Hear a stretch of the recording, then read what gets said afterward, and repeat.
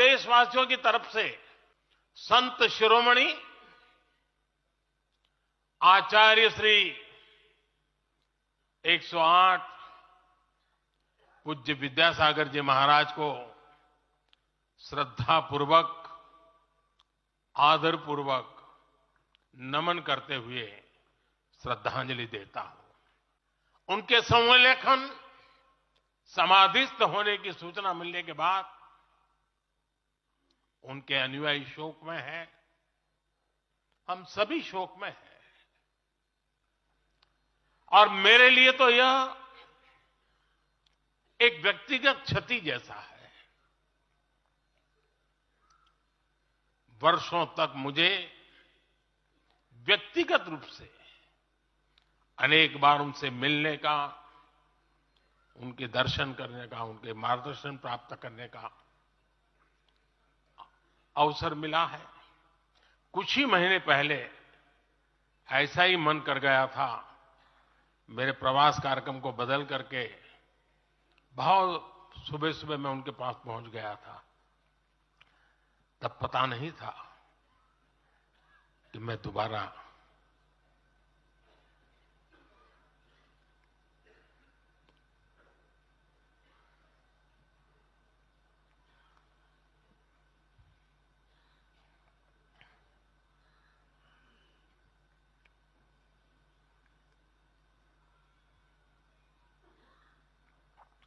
उनके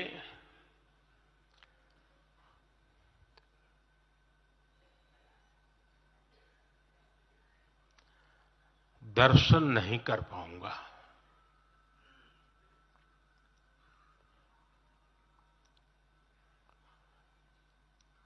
ये मेरा सौभाग्य रहा है कि पिछले 50 से भी ज्यादा वर्षों से मुझे देश के गणमान्य आध्यात्मिक मूर्तियों के निकट रहने का, उनके आशीर्वाद पाने का अवसर रहा है। और इसलिए मैं उस आध्यात्मिक जगत की उस शक्ति को भलीभांति जानता हूं, समझता हूं, अनुभव करता हूं। आपको सुनकर के आश्चर्य होगा कि वे तो दिगंबर परंपरा से थे। उनका जीवन कैसा होता है हम जानते हैं, लेकिन शायद ही कोई ऐसी महत्वपूर्ण घटना ऐसी नहीं होगी या मेरी तरफ से कुछ महत्वपूर्ण किसी काम में मेरा संबंध आया हो, 24 घंटे के भीतर भीतर उसका एनालिसिस करके मुझे उनका संदेश आता था। यानी कितने जागरूक थे।